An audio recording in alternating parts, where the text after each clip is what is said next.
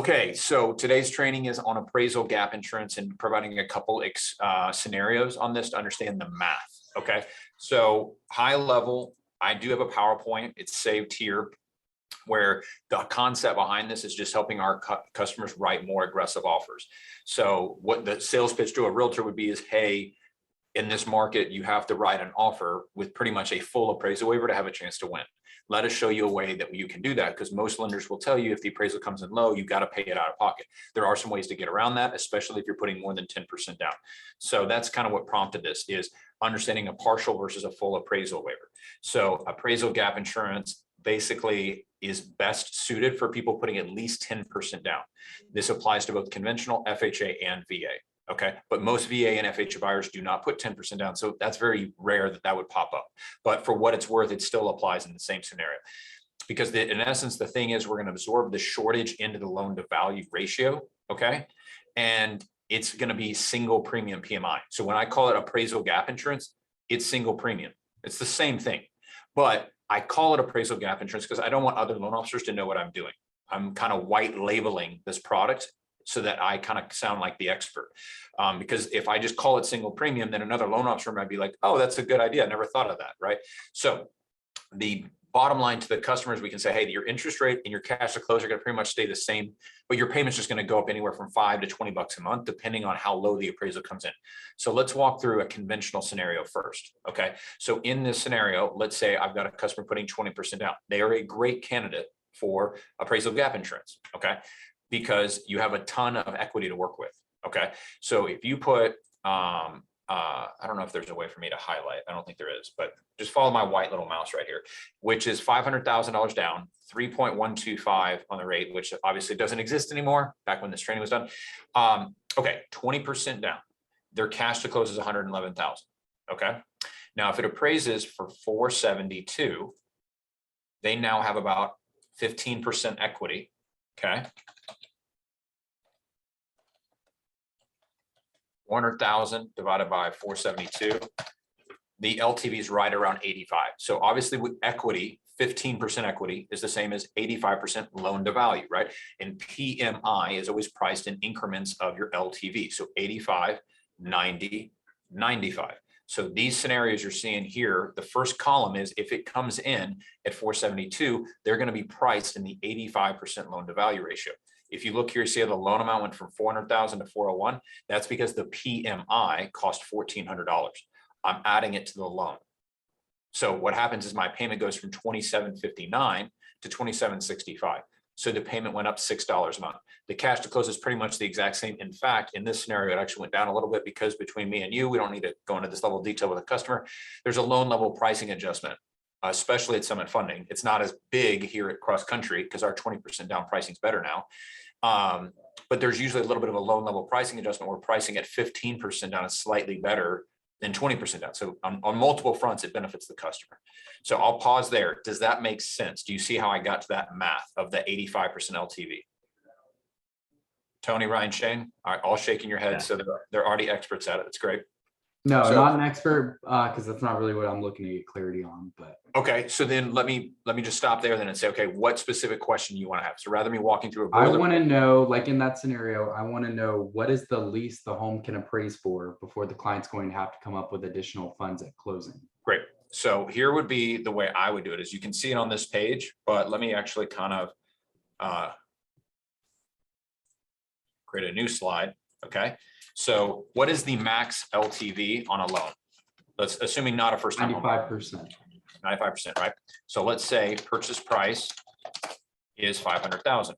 Okay. What is the max loan amount?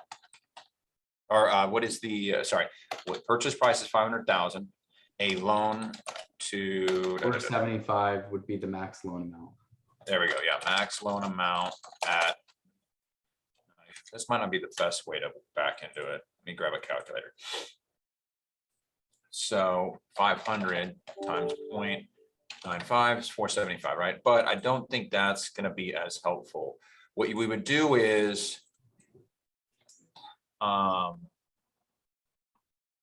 okay, and then let's say, this is a better way to do it. In your scenario that you want me to run, Ryan, this would be a better way to do it, is how much did they put down to begin with?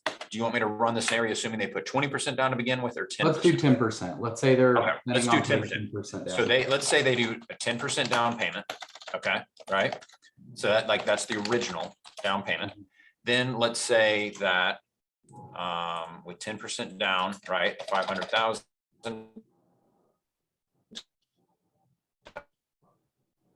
I know, Jackson. 9, it's 450, right? 450, right? What? I think you froze for a minute, but I think you're good now. All right. If it freezes again, I'm going to switch back to cross country's service. Y'all can hear me okay? Yeah. Okay. Original loan amount's 450, right? That's what we're starting with. So the math is you have a max LTV of 95%. So you take your original loan amount Mhm.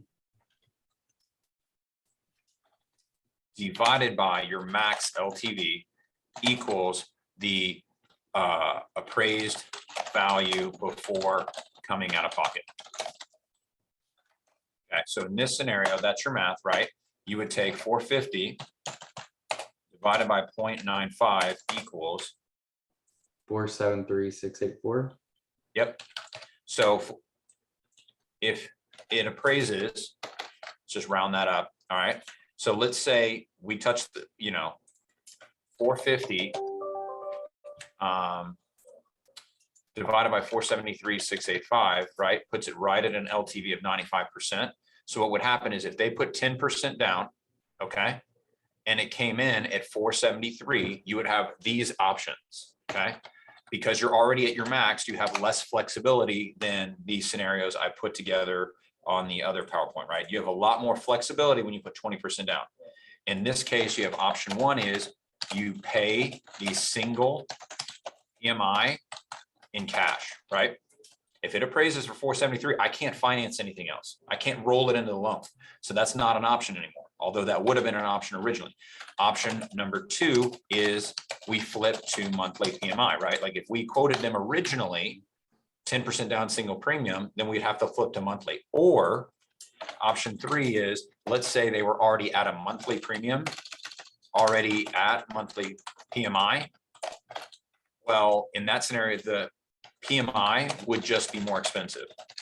Like it would go, Yeah. so we would have to price it a little higher. So that's how we kind of run it so you kind of start to run into a cap issue here. Does that make sense? Yeah, so this is very helpful. And then do you think we could do another one of these scenarios, but at, say they're only putting 7% down? Because I feel like we get that a lot and that one really confuses me. Sure. Obviously, Okay. we tell them like 10% down is the best, like if you're putting 10% down or more, like that gives you. So let's say that it did 7% down, right? Mhm. And is this going to be a first time home buyer or not?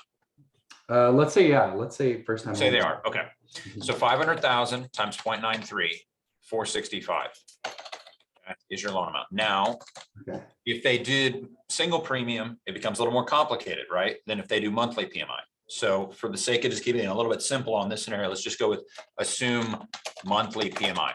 Okay. So Right. in this scenario, the max LTV is 97 because since they are a first time home buyer. Okay. So then what we do is we follow our same math, which is the original loan amount, 465 divided by the max LTV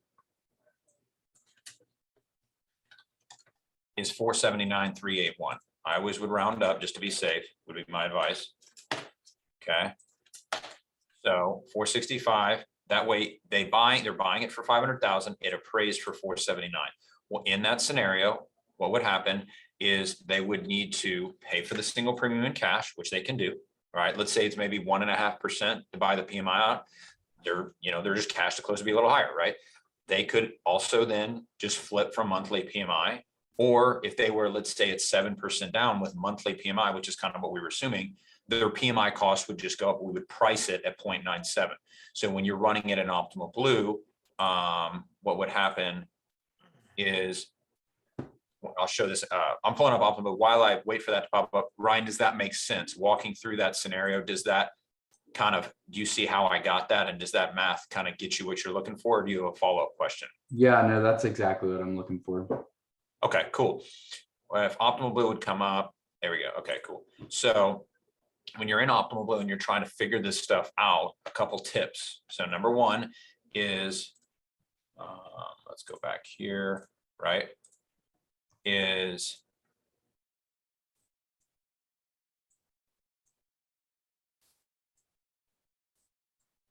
Right. So when we priced it the first time, we would have done 500,000, and 500,000 is the appraised value would pop up, right?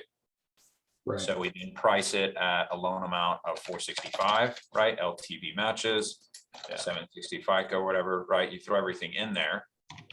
And let's see, did I? Nope, business accounting, of course. So you would price it, and you could price the PMI out of this as well, right? So we see now what you want to do is pay attention a little bit to this pricing change, right? Because one thing I've noticed at cross country is the pricing is a little bit more volatile between LTVs. Normally it's at Summit Funding, like there was literally no difference in pricing between 95% LTV and 85 LTV.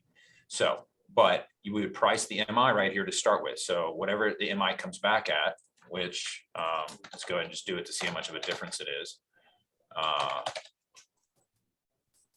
We order that. And so when we're putting in a mortgage trust for the very first time, we would say, okay, the monthly PMI is 0.24, or the single premium is 1.23, right? Now let's go back and let's do a modification. So let's now assume you bought it for 500,000 and it appraised for 479,832. Look at that, 97% LTV. Right. So now what's going to happen is when you reprice this, the interest rate and the PMI is going to change. Oh, we got to click first time home buyer.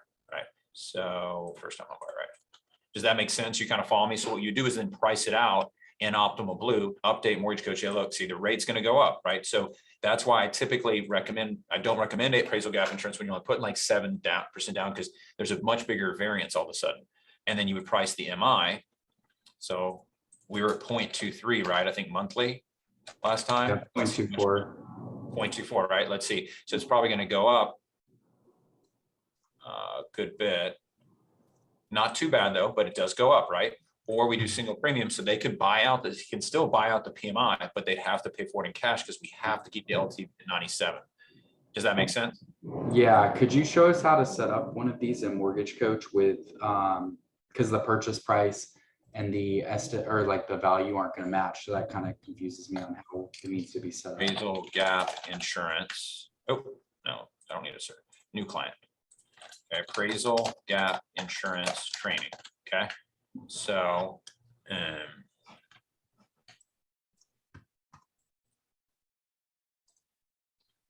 yeah, I think, yeah, because the question that, you know, Ryan wanted to see, I think that is the most common question that they ask. The client will ask, like, hey, like, what is the lowest appraised value?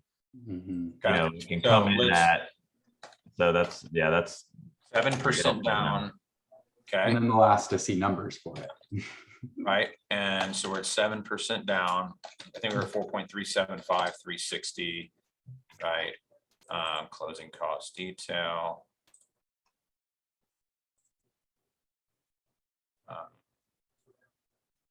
I can't remember how much it was in points, but we'll come back to that. Yeah, we can make it hypothetical. I already got the yeah, you could just, it's more so like the base loan amount and all that. is we would be wasn't it 0.24. 0.24, right? Okay. Then okay. So this is that the first quote is just a regular 7% down. The home appraises per the value. So then, and then I would put it at, what was the math we had? Wasn't it 479, 832, 382, 479, 382. So that's how I would label it. Mhm. I would put it here. And then what would happen is the rate goes on this scenario, because it's the biggest hit, 4.625. Mhm. And 0.36. this went to 0.36, right? And then you could say, we could call this like option 1, right? Where you pay for it monthly. But doesn't the loan amount change? Yes, it does. Great catch. Especially Yeah, that's where I need. Yep, you're exactly right. Thank you for that. Yeah, so it appraised at 479,382 times 0.97, 465. Oh, no, the loan amount would not change because I basically backed into it to begin with. They're still putting 7% down, but the appraisal came in 4% low. So their net equity is 3%. So it's still okay. So give me just a second and I'll show you with the single premium, and then let's go back to the screen and mortgage coach, and it'll probably make a little more sense. So appraisal gap insurance, and let's call this option 2, which is the single premium. I guess it confuses me because the LTV is still the same. That's supposed to be. Just one second, and then how much was the single premium on? 1.9, I think. Yep. Yeah. There you go.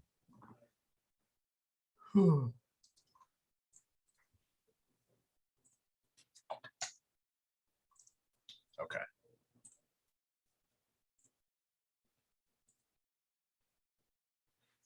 So we get out our calculator, and this will kind of answer his question, right? So the thing is, when you put $500,000 down and you put 7% down, the LTV is 93%. Okay. Mhm. So when we started here in this first column, this is a 93% LTV. The loan amount stays the exact, oh, it's not supposed to be financed. That is another good thing. I'm glad I did it because I just catch the little, boom, you have to not click that button. So what you want to do here is the loan amount's the same in all 3 scenarios, right? But do you see how the rate went up and the PMI went up? That's the LTV adjustment. So you're exactly right, Ryan. The loan amount's not changing, but your LTV position is, because now what is happening is originally I was doing 465 divided by purchase price, 93%. But now I have to, when the appraisal comes in low, I have to divide it by the appraised value. So what would happen is, boom, we're right at about 97%. It's okay. But let's say it came in at 475. They would pay that difference. Then what would happen is you'd have to change the loan amount. Let's say it appraised at 475.97. Now this loan amount would have to adjust down. So they would come out of pocket. So let's call this appraisal for, what was the 475, right? So if it came in at 475, this is how you would do the math. You would say 475 times 0.97. And now their cash to close is going to go up.